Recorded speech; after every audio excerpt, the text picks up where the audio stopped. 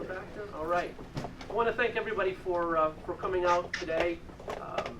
I'm IDC Deputy Leader, State Senator David Valesky, and pleased to welcome our special guest, Senator Jeff Klein, the leader of the Independent Democratic Conference, and most importantly, Majority Coalition leader in the New York State Senate once again this year. We have some important things to talk about and some very special guests. And before we get into the content of it, I want to introduce a few folks. We have Randy Wolkin, of course, the president and CEO of the Manufacturers Association. He's going to offer some remarks in a few moments. Warren Davis is from JMA Wireless. He's here as well, and he's going to have some thoughts on one of the IDC Made in New York proposals in just a few minutes. I especially want to thank the great folks here at Crucible for hosting this event today. We have Dennis Lasker, who's the CEO of Crucible. Dennis is right there. Yeah. Bill Lester and Mike Serba are also from the Crucible team. They're with us as well. From the Crucible has three locals, United Steelworkers of America locals who work here, and we really appreciate what they do. Jim Dunn, Amy Virginia, and Jim Tadashini are with us. And again, thank you for hosting us today. Also, Jim Valenti, who's the Sub-District Director for the United Steelworkers of America and the AFL-CIO is with us.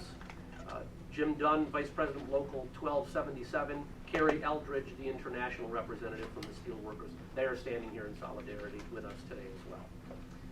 Let me underscore the importance of today and today's announcement. The vitality of our small and medium-sized manufacturers, those firms that make great products and employ scores of New Yorkers, need our help, our continued help, before they become a relic in this state. Manufacturers like Crucible, JMA Wireless, and the many members of MACNY generate jobs right here in central New York and elsewhere throughout the state. The price of business, the cost of doing business, as we know, is high and continues to be high. We need New York to remain competitive. Made by New Yorkers is the Independent Democratic Conference's multi-pronged plan to tackle the issues that manufacturers and other small businesses face in this state so that they stay here and continue to employ future generations of workers. Let me talk for just a few moments, and we'll have Randy speak more about that, about the first point, because this is actually a continuation from last year's state budget. The New York State Manufacturers Intermediary Apprenticeship Program was created by the Independent Democratic Conference in last year's budget.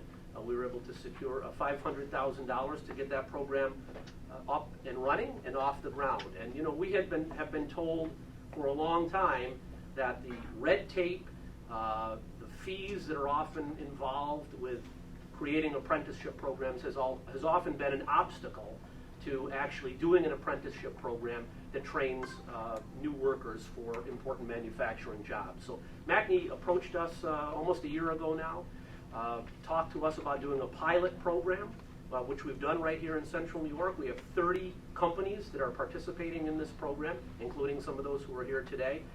And Randy will give his thoughts in a few moments as an update as to how that program is working. I can tell you that we from the Independent Democratic Conference perspective are significantly committed to the program, and as we move forward in the next budget process, we are looking to expand that program beyond just central New York to the Finger Lakes, western New York, and to the Capital District, and we'll have more on that in a few moments. We also have, you're hearing a lot about Made in America, Buy in America, right? Well, we have as part of our program this year, our agenda this year, a Made in America ratings system. You know, we want the government, the state government, to speak with their wallets to support iron, steel, and other products made here through Buy American provisions for state contracting. There are a number of proposals for how to achieve the goal of Buy American. Our IDC proposal, we call it the Made in America ratings system. The system that we propose creating would award contracts to companies that receive the highest rating for products made in America using federal standards, so long as the purchase does not increase a project's price by 20%. In New York State, the state of New York has spent $25 million for steel and iron parts for state projects, but only a little over $14 million of that came from locally based companies. That needs to change. We don't want to see that happen again, which is why the IDC will fight to include Buy American provisions in state law. So we are committed to continuing to support our workers, our local workforce, to retain jobs, to expand manufacturing jobs through these two components, and also through a number of other thoughts that we have put forward as we begin the new legislative session. To touch on those briefly is State Senator Jeff Klein, the Independent Democratic Conference Leader. Thank you. Thank you very, very much. I want to say a very, very special thank you to Senator Valesky. He's someone who really has a laser beam focus on making sure that Central New York is doing well, protecting the middle class, making sure our education is top notch, and he has really spent most of his career trying to figure out ways to create jobs, making sure that we can have manufacturing jobs again. And I really want to thank him for his leadership on this issue and so many others. You know, I think everyone hears this time and time again, and I think it was very important that this year, the Independent Democratic Conference, when we now head into the budget process, the start of our new calendar year, come up with some broad proposals. And we entitle our plan, Change New York. It has a component for college affordability, among other things, but I think the most important part of this program is really our Made by New Yorkers. You know, we hear this time and time again. Why can't we once again have manufacturing jobs here in New York State, especially in the upstate region, especially here in Central New York? It's very difficult to tell somebody who's 40 or 50 years old, who has done manufacturing their entire life, that now they don't have a job, and somehow they have to be retrained for some high-tech job.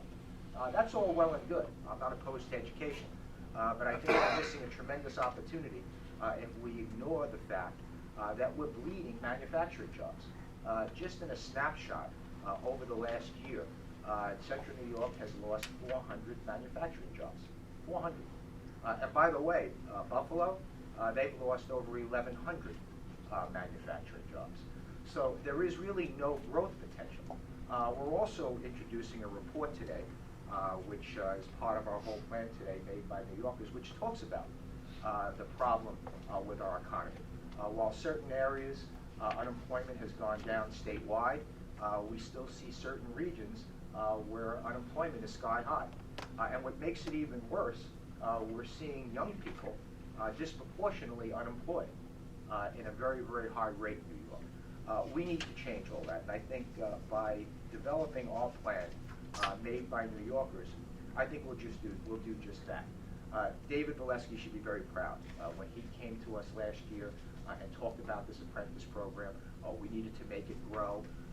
We came up with the money in the budget, and here we are almost a year later, and it has been much more successful. So as David said, we want to expand on that. We want to make this a larger program to make sure we have more and more jobs here in Central New York. The system that we're putting forth is, as we said, we talked about the rating system, the Made in America rating system. But I think the key part of the component of this program is sort of looking and seeing what really is impacting businesses, especially manufacturing businesses. And it's all well and good to attract new businesses to our state, which I want to do. But you want to know something? We have to keep existing businesses here in our state and enable them to expand. And I think one of the pieces of our program is actually really, in many cases, eliminating the property tax. You know, everyone talks about a lot of things about the cost of doing business here in the state of New York. And several years ago, we did give a 20% tax credit for property taxes for manufacturing, for businesses. I want to make it 100%. I want to tell businesses that we appreciate your effort. We want you to grow. We want you to expand. We want you to create more and more jobs. And I think the best way we can do that is to eliminate the burden of property taxes, which they have no control over. And I think that's something that's important. You know, I was a big supporter of the 2% property tax cap, which is for homeowners, and that's a good thing. But now I think we have to pass along those property tax savings to our businesses as well to enable them to grow jobs. The other piece of the equation is, as I said before, is our program, which is Made by New Yorkers. We want to brand it. I mean, one thing we have to all say is everyone loves New York throughout the country, throughout the world. We already have a great brand. Let's develop it. I think the governor very successfully implemented the Taste of New York campaign, which I think has been very successful. But let's expand it to other things. You know, the steel that we make here in Central New York. Maybe a movie production that's taking place here. We really have to expand the types of products that we actually call and brand. And I think at the end of the day, the only requirement that 50% of the product has to be made right here by New York labor. And I think that is the essence of the Made by New Yorkers program. So I think this is a win-win. And I'm very excited about this program. We're entering into the budget right now, and we are going to make this really one of our top priorities, because I think this is the type of program that benefits upstate, downstate, and everything in between. So I want to thank you for your time, and I know David's going to introduce some of our business leaders and labor leaders, and I think that's important as well, because when we talk about jobs, they also have to be union jobs. And when we talk about growing our economy, that growth in jobs, again, should be union jobs. So I think putting together this private sector and the unions, I think is a win-win for all of us. Thank you, David. Thank you, Senator Klein. We'll have Randy Wolken from MACNY come forward and just say a few points. I just want to underscore, follow Senator Klein's points. So this proposal has been publicly released. We are now in the New York State budget adoption process. Budget hearings started yesterday in Albany. So this, in addition to a number of other IDC proposals, have been advanced. We've shared these with our partners in the Senate Majority Coalition. The governor is aware of them, so these will be subject to the budget adoption process that we've now begun, and it will continue over the next couple of months, concluding on April 1st with the new state budget. Randy? First of all, it's an exciting day whenever we're talking about manufacturing. So it's great to be here at Crucible. Thanks for hosting us, and I know there are other manufacturers, Warren here as well, JMA, and others in the audience. Thanks for taking the time to be here this morning. What we're talking about is critically important. I'm going to talk a little bit about an innovative idea that the IDC led on and supported around apprenticeships. And I also want to make just a few comments on the focus on making things in New York, which I can applaud you for focusing on, because we don't do that enough in New York. Most people don't realize we're still one of the top 10 manufacturing states in the country. But we'd like to see the trend line on jobs go the other direction. And we want to make more products for people in New York and more products for people across the globe. In order to do that, we're going to need the leadership as being demonstrated this morning. One of the key components that we saw last year on the leadership, new ideas, was how do we get middle skilled workers, that companies need? It's ironic that we have large amounts of unemployment, but middle skilled labor we can't find. Technicians, people to run the factories and the machine that is today, highly automated manufacturing companies that if young people and others could see, they'd want those jobs. So, but it's a challenge to be an apprentice, to go through a 3 or 4 year program for companies to set up their own apprenticeship programs. So we got together, we brought our idea to David and Jeff, and they went all out to try to help us find and create a brand new approach for us to get companies together. In fact, originally we had 40 letters of support to start this, and we've engaged over 50 companies in the conversation. 30 are actively engaged in creating their own apprenticeship programs or using our approach to do the very programs they already have.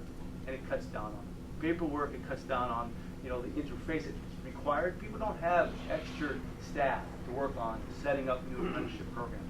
So this year we launched 5 new apprenticeship programs. We'll have over 30 apprentices starting this year, and that number is just going to continue to skyrocket in our region. In fact, we've been so successful, we've asked to go to 3 new regions of the state. And over the next 5 years, we'd like to make this a statewide program and make it a national model to get middle skilled workers working in manufacturers, not only here in New York State as a leader, but throughout the country. In fact, we were just engaged to help consult a federal apprenticeship approach because of the leadership that has been demonstrated here in New York. So we're so excited about it. I know there's a budget proposal to expand the program. We're very grateful for that.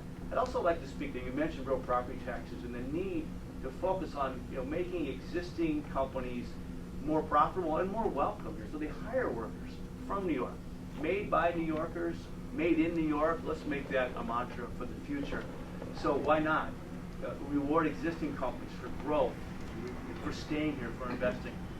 The biggest tax burden of any business in food manufacturers is actually real property tax. So if we could increase to 100%, we'd be the most attractive place in the country to have your facility. That's just one example of being out of the box, thinking about going to the next step to help manufacture. I applaud you both and the caucus. It's hard work to make manufacturing front and center. It's being talked about, but no place else is being talked about quite like this. And I actually commend you to read the recent report made by New Yorkers.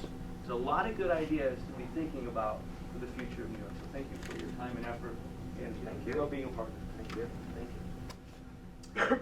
As you probably know, JMA Wireless is one of the great success stories, local economic success stories here in Syracuse and Central New York. Warren Davis is from JMA. He's going to offer his comments. Thank you, Senator Valesky, Senator Klein. I'm Warren Davis. I'm the head of Human Resources. I have maybe a different view on this. The property taxes, that's a great idea. It's terrific. The apprentice program, though, is spectacular. We have people in the program, and one of the things I find is they want overtime so they can get more hours. They're enthusiastic about their work. It's like the perfect worker, and it's a program the employees want. So it really drives things in so many ways. So it's an excellent program. I'm glad you supported that. JMA makes components for the telecommunications industry. So you see our products every day. When you go buy those towers, those big white boxes, we make them. Hopefully they're ours. So we enable you to have a device that can interrupt a meeting with a phone call. So that's what we're about. And rather than talk about the overview, I want to talk about some people we've hired recently. Because the great thing about having jobs in New York is to allow New Yorkers to stay in New York. We recently hired someone born and raised in Central New York, went to RIT, 3.8 average, looking for a job. He came to work for us. He gets to remain in New York. There was another gentleman who's a patent attorney. He was born in Brooklyn, New York, went to the University of Rochester, went on to become a patent attorney. We found him in Ireland, and we brought him home. He's now our patent attorney, and we brought him back to New York, which is where he wanted to be. Again, we have two other people, graduates of engineering schools in New York, born and raised in New York, who have to look elsewhere for a job. We just brought one of our engineers back from Ohio. He went to RIT again, Ohio for the job. That's where he had to get it. We found him, and we brought him back.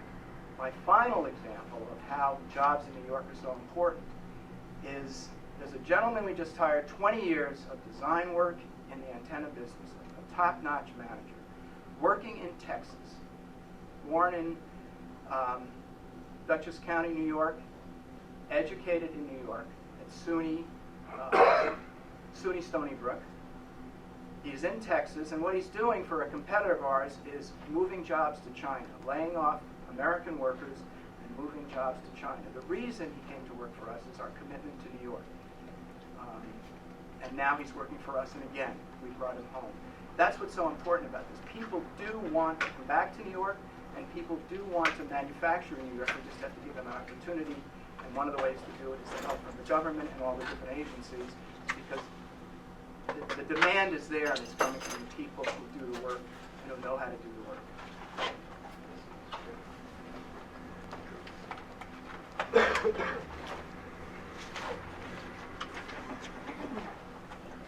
Good morning.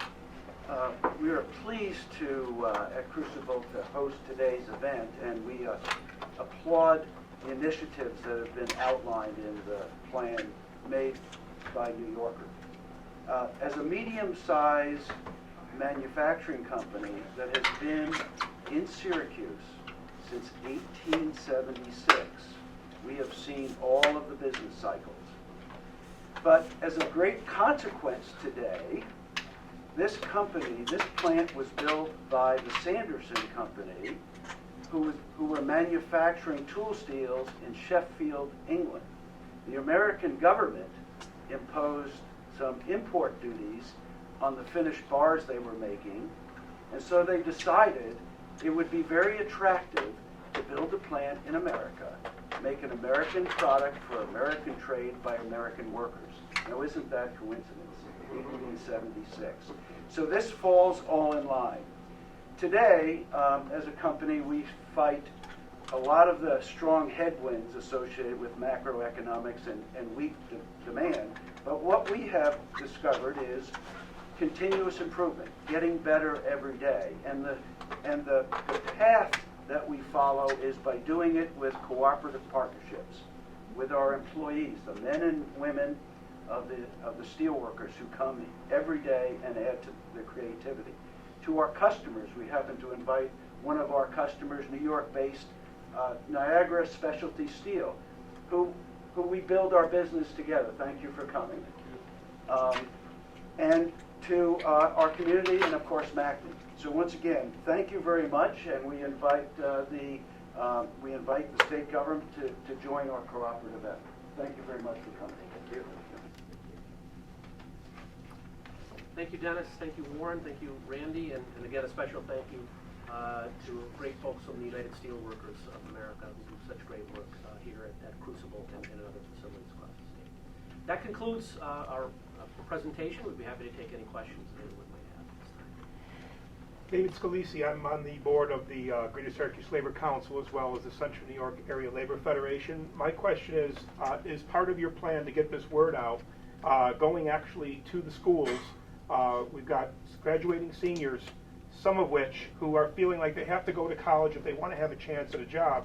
And I've actually even suggested to one of my children who wasn't sure what he wanted to do, well, why don't you get into the trades, or why don't you get into something where you don't have to take on, and you'll start getting paid day one from your apprenticeship and build up to, after 4 or 5 years, that union wage. Is there a plan to get the word out, including going into the actual schools and having either a table or, after getting with the school district, seeing, is this a demographic where, I'm in a farming town, and there are kids who aren't going to take over the family farm for college.